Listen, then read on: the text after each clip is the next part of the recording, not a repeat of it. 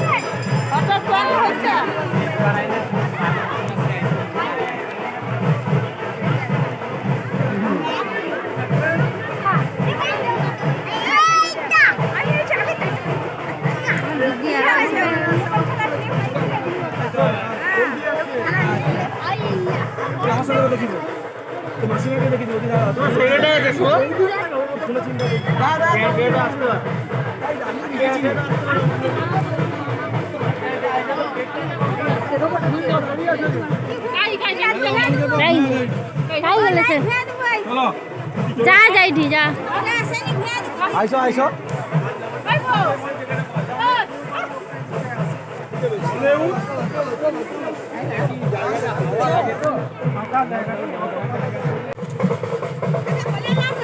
লুবো দাঁড়াও আইসি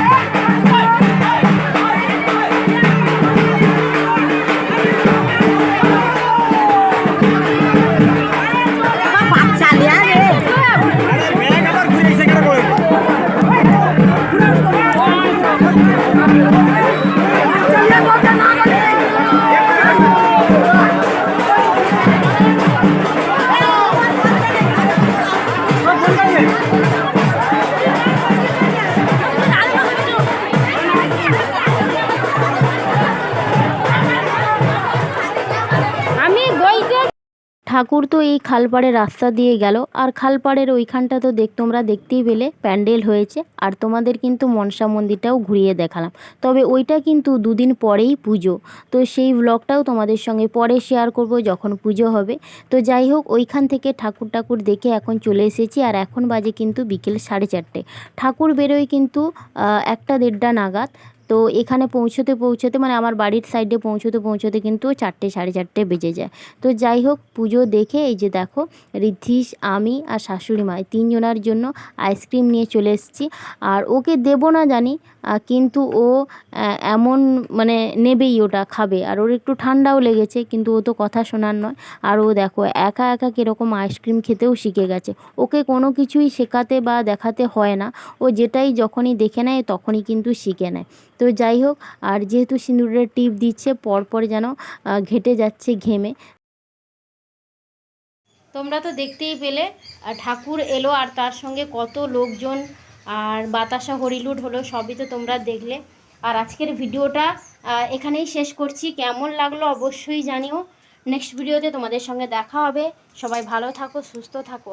আর আমাদের এই গ্রামের পুজো তোমাদের কেমন লেগেছে সেটাও কিন্তু তোমরা কমেন্টে জানিও।